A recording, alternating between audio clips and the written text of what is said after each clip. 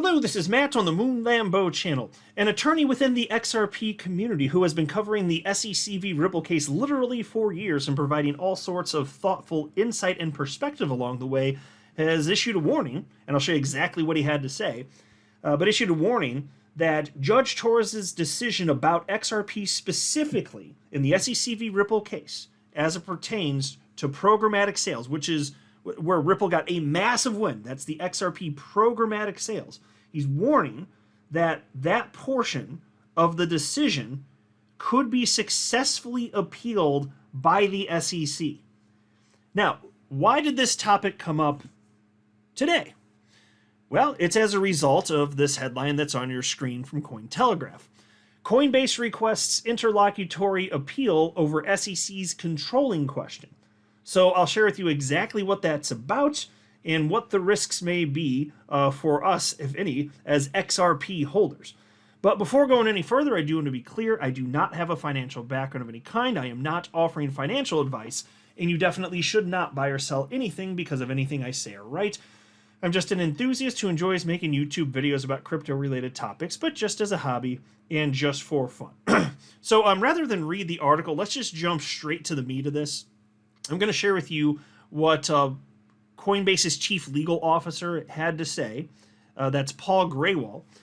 And then I'm going to jump into what the XRP community member who was an attorney had to say, and that's attorney Bill Morgan. And it gets interesting. So check this out. Here's what Paul Grewal of Coinbase shared in the evening. Today, Coinbase filed a brief asking the court's permission to seek an interlocutory appeal in our SEC case on this controlling question, whether an investment contract requires something contractual. We think it does. The SEC disagrees. Now, folks, that is already reminding me of Ripple's argument, which is kind of famous at this point, which is that, how can you say there's an investment contract if there literally isn't a contract existing, right? Kind of familiar there, right? Anyway, Paul continues. We're asking to take this up on appeal earlier than normal because it's critical to our industry. The SEC's action against us and other digital asset companies goes way beyond the legal authority granted by Congress and puts an unjust cloud over U.S. digital asset innovation. The not at all funny thing is, we're not alone in thinking the question of when a crypto transaction might be an investment contract warrants interlocutory appeal. The SEC itself has made the identical arguments.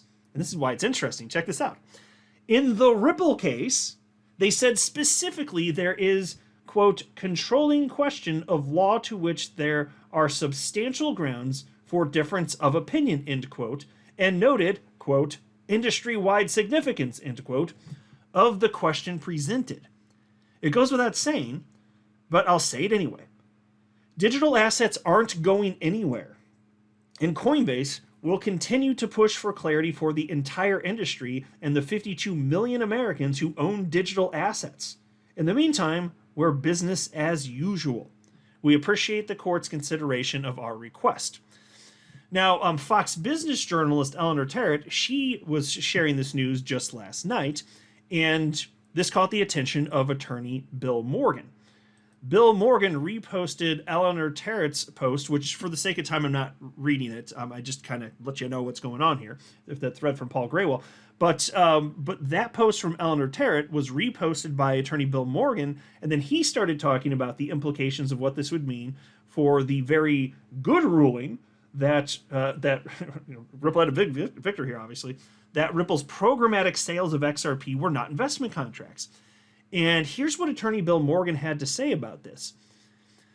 If Coinbase is granted leave to file an interlocutory appeal and loses the appeal, it may improve the SEC's chances of a successful appeal on the finding of Judge Torres that programmatic sales of XRP are not investment contracts, although I believe assertions about the inconsistency between the respective reasoning of Judge Rakoff and Torres is greatly exaggerated by many, including your colleague Charles Gasparino.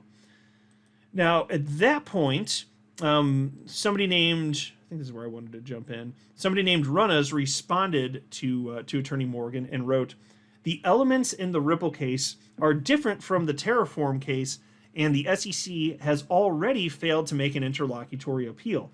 Why would the SEC waste its time if it has already achieved a victory in institutional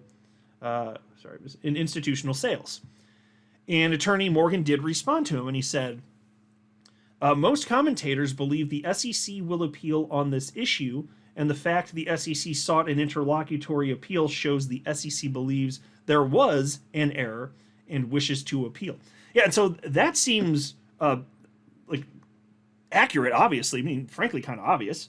I'm glad he said it, because the SEC, I'm sure that you'll recall, they were seeking interlocutory appeal, and Judge Torres bitch smacked them down. Nice to see that. But isn't that maybe a little hint that they're gonna actually appeal this thing ultimately, if it, when it's all said and done? Well, before it's all said and done technically.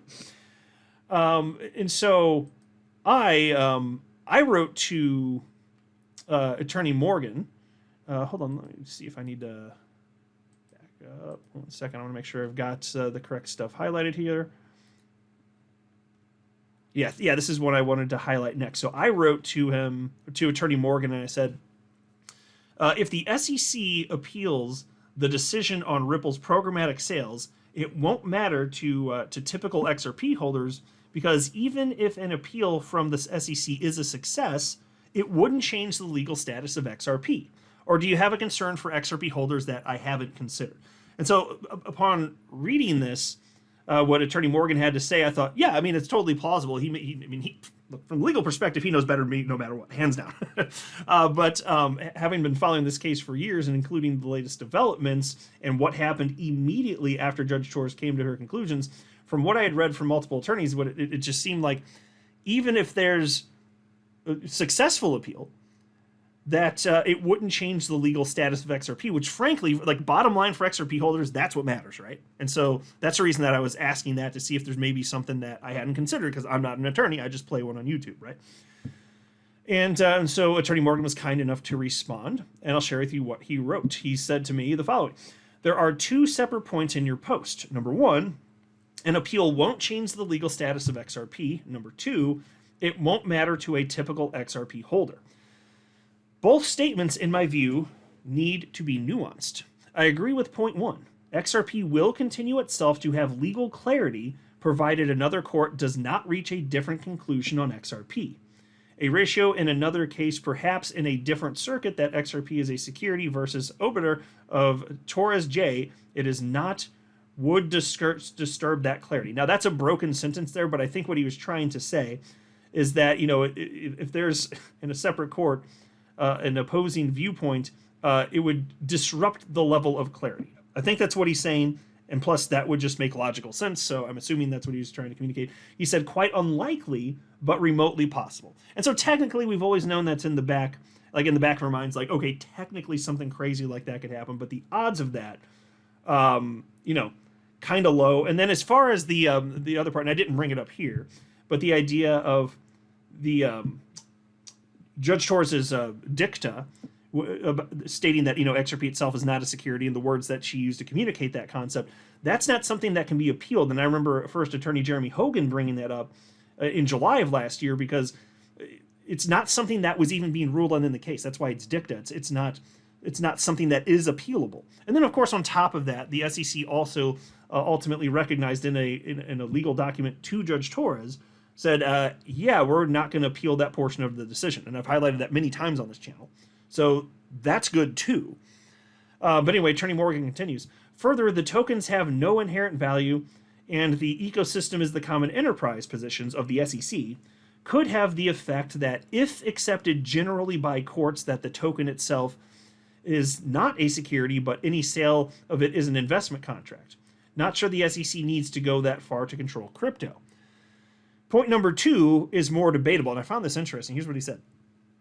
A successful appeal against Ripple, further limiting it using XRP for what remains XRP's main developed use case, may have a negative impact on price, which, if it happens, will matter to a typical XRP holder, especially the escrow dumping on retail to suppress XRP price adherence. Now, I did have a reply, which I did publish. It's on the Webernets right now on social media platform X.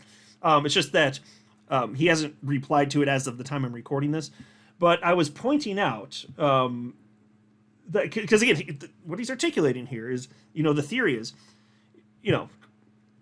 should XRP, should a typical XRP holder care about this? Well, if the theory is that, XRP's use case as a bridge currency developed by Ripple actually matters, and then that's somehow hindered, that can negatively impact price. So set aside the fact that, I'm not convinced that Ripple's business goings on have ever, impacted the price of XRP in any detectable way. Set that aside. XRP being used as a bridge currency, that comes from institutional sales, not programmatic sales. And we're talking about programmatic sales right here, and we're talking about that being appealed. On the institutional side, the SEC already won that portion of the case. So, to be clear, and I don't want to go off on too many random little tangents here, but it seems very obvious that there are workarounds for Ripple. So even for Ripple, there should be a way that they could position XRP as a bridge currency in corridors that touch the United States. In corridors not touching the United States, it's business as usual. That doesn't change. That's why this decision doesn't ultimately matter. If it really came down to it, they could use a different cryptocurrency for any coin that's touching the United States. Hell, they're going to launch a new stablecoin. Who knows? Maybe they could use it for that if it really got that bad. I'm not worried about it, but so anyway, I was questioning because. And if he writes back, maybe I'll talk about if there's further discussion of this. Maybe I'll cover it in a future video. But I was just trying to make sure I didn't misunderstand him, because that's always possible too. But given that we're talking about programmatic sales here, I don't see how a decision on this would have anything to do with XRP being positioned as a bridge currency. Maybe I'm just misunderstanding something though. And then on top of that, again, with XRP having legal clarity, I don't think so. There's also this post, and I don't think, actually I can just refresh this one. I don't know if he wrote back to this one. He may not have even seen it. Yeah, there's a separate post where I wrote to Attorney Morgan and I said, I remember Deaton talking about how Judge Torres only ruled on one prong of the Howey test.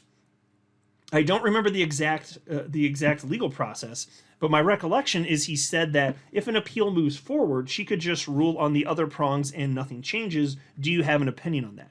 And so I'm just pulling from memory here. I thought I'd just throw it as a little add-on towards the end of the video here. I do remember Deaton talking about this topic. She intentionally only ruled on one prong of the Howey test, so that if it goes to a higher court and then it's thrown back to her, then she can just come to the same conclusion by addressing the other prongs of the Howey test.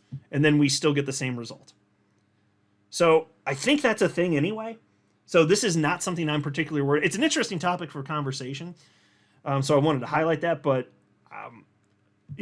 and what Attorney Morgan here is saying is pretty damn reasonable. It could happen, but I don't think that it's something that's really remotely likely to harm the typical XRP holder, people like you and me.